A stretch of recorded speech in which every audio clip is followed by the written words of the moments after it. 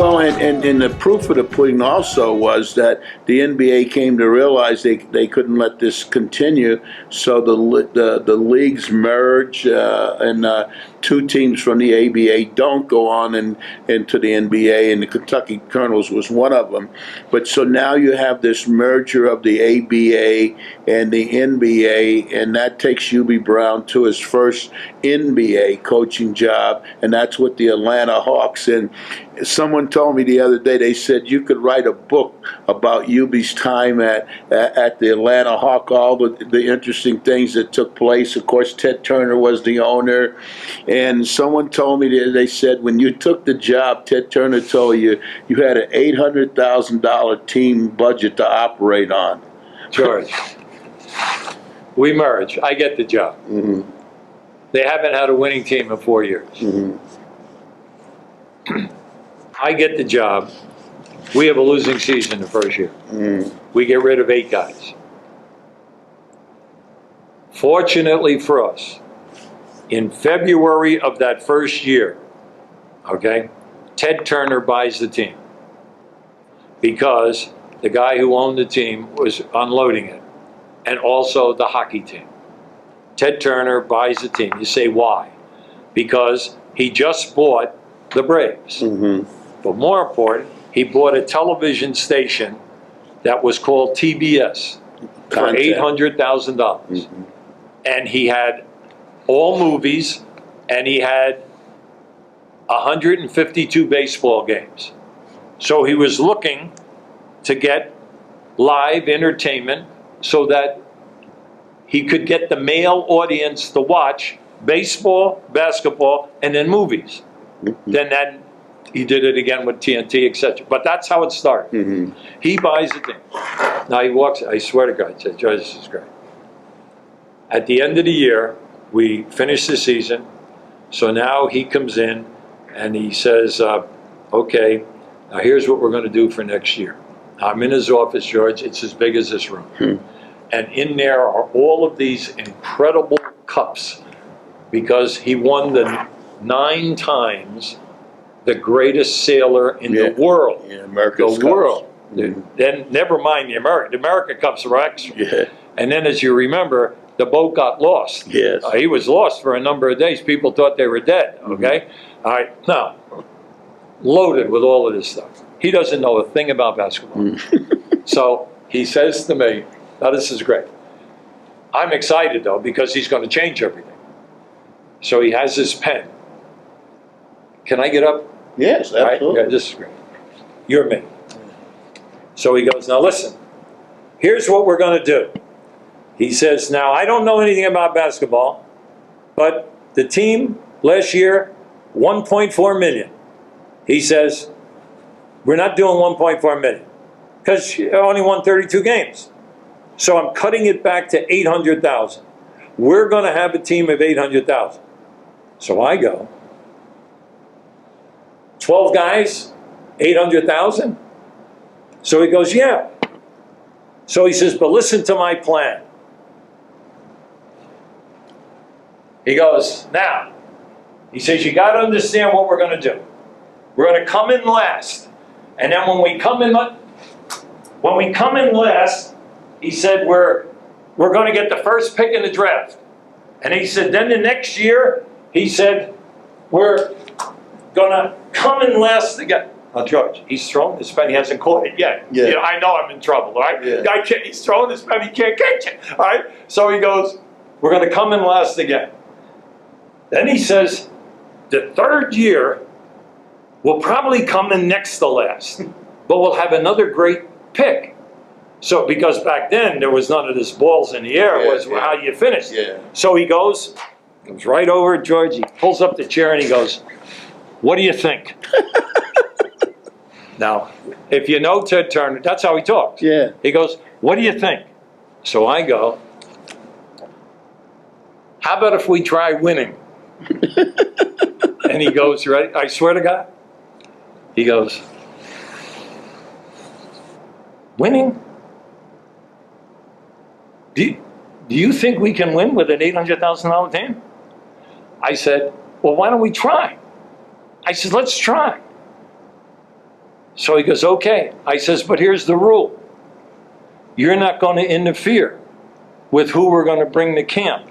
Because if you're saying 800,000, I got to be able to bring guys in and out and so forth and so on. And then I said, we're going to do something that's never been done in the NBA. I said, on every field goal, we're going to press you full court, either man-to-man or 1-2-1-1 press. I said, on every foul shot, we're going to press 2-2-1. He's looking, he doesn't even know what I'm talking about. Okay? I said, every time the ball goes out of bounds, I got this from Lou Campanelli, in the backcourt, we're going to be 1-3-1 half-court trap. And then I said, when we shoot and miss, we'll come back and we'll play man-to-man, but we're going to trap and rotate. Now, he has no idea. He's looking at me. He's going, but do you really think we can win? I said, let's try. Well, when we were 41-41 in the playoffs, he couldn't believe it, all right? He has a charge. He gets us all together at the stadium, and we're going to have a dinner. Now, we lose in the playoffs to Washington.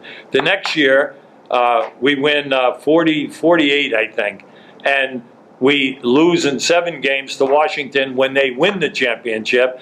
And that's when President Carter came to the game in the second round. It was a Sunday afternoon television game. Yeah, and you were coach of the year. That's right. And it was really great because here's the president at the game in Washington. It's Game 7. They beat us. Dick Motta was a great coach. But they have Bobby Danridge and Unseld and Hayes and that group of guys and Phil Chenier. But anyway, the third year, we win 50 games in a division. Now here's what he did. He didn't know anything about the game. At this dinner, we all bring our wives and we all go to the dinner, and it was in the stadium club. And he says, all right, he goes and he hits the glass, you know.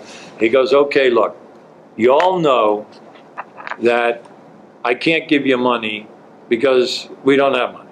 He said, the station is starting to make a move. Our billboards are back, and like the days of my father, we're the best billboard thing in the South now. And he says, I want to make this television and the Braves and the Hawks go. He says, but we're paying off a lot of debts. So he said, here's what I'm going to do. I'm going to give you shares of stock in TBS. So he gives out the envelopes, shares of stock. Worth nothing. Tom McMillan, who you coach, Tom goes around to every guy and says, I tell you what, I'll buy those stocks from you. He said, because, you know, they're not worth that. They're only worth about $7 or something. Whatever he did. He's buying, all three of Tom McMillan's buying up all the shares of stock. That should have made everybody suspicious right away. During my time of, your kids going to college and weddings and everything else, I eventually, saw myself. Mike Fratello at one time told me that his stocks were worth right around 7 numbers, okay? Mm-hmm. Kept them. Now, Tom McMillan had a ton of those, okay? He had a ton, all right? Now, I give him a lot of credit because he had the sight to look down the future. But Ted, for us, he was great because he never interfered with anything, George. He just let us coach. So we could go out. That year, I tell Hal Whistle, I want you to find the quickest guard in the Eastern League. He comes back with Charlie Chris at 5'8", 28-year-old rookie. You know what I'm saying? And we've kept finding guys like that with quickness. I called John Lotz down at Florida. We had 2 third-round picks, and right at the top of the 3rd round. And I said, John, give me the best guard by far that you ever had, that you've seen, that you've played against. Oh, that's not even a He's a kid by the name of Eddie Johnson at Auburn. He's got a bigger afro than Dr. J, and he's a problem. He said, but you're talking the best guard, best quickness. So on the first pick, the NCAA finals were in Atlanta. Marquette beats Charlotte, but in the preliminary, in the first round, in the semifinals, Vegas was in there with Sudden Sam Smith. You remember him? Yeah. Okay? We take him on the first pick at a third round, and we pick Eddie Johnson. Little do we know that the guy we picked on the first round, Tree Rollins, the shot blocker, who's going to lead the league 5 straight years in shot blocking, is Eddie Johnson's first cousin. The moms or sisters. We had no idea. All right? That's how this all started. We got a shot blocker because we were going to press and trap and all that. We got the fastest and quickest kids, and we were in the playoffs that first year.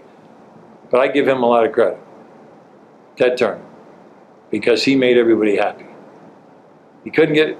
It was a great thought, Yeah. you know? And then the second year and the third year, he did those same things.